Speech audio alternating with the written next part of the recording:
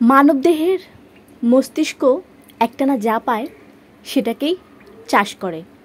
আপনি যদি চিন্তার বীজ হিসেবে সম্ভাবনা, ইতিবাচকতা, উন্নয়ন এসব বপন করেন, সেই অনুযায়ী ফল পাবেন।